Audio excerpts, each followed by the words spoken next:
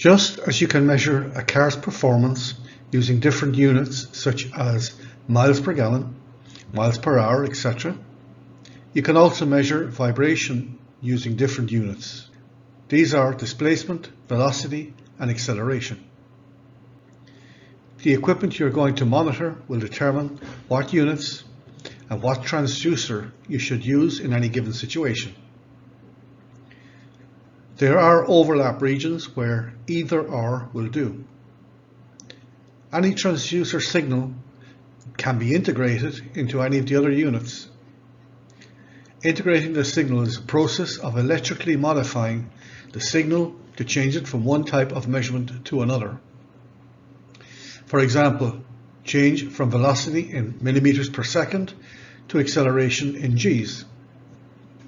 Integrating signals is normally not recommended, as it does create errors processing the signal. If you hold a wooden ruler at the edge of the table, then lift the tip and let it go. It will vibrate at a certain frequency, and as time goes by, the amplitude diminishes. The amplitude you see in the drawing is the displacement of vibration. We can measure the distance from the top of the waveform to the bottom of the waveform and determine how much the vibration displacement is in millimeters or inches. So displacement is our first unit of vibration measurement. It can be expressed in distance peak to peak or just peak.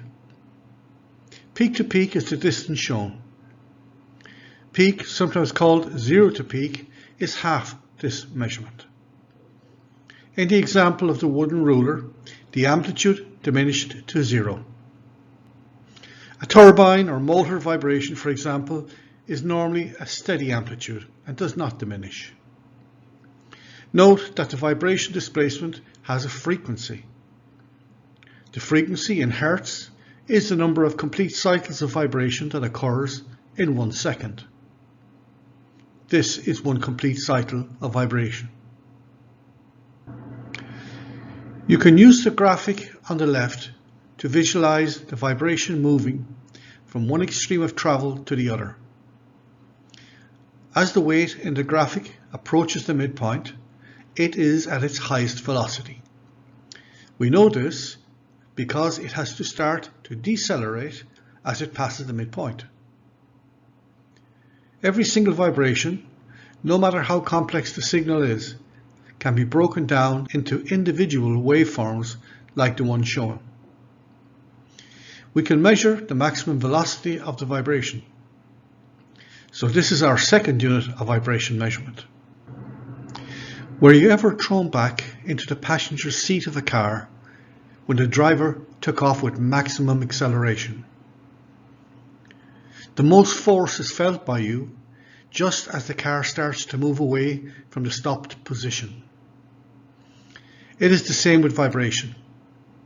The maximum acceleration force is felt at the extreme ends of the vibration cycles, just as it starts to move. This is a measure of vibration energy and is very useful measurement when the vibration is at a high frequency. This is the third unit of vibration measurement. Each of these three measurement units have transducers specifically for measuring them.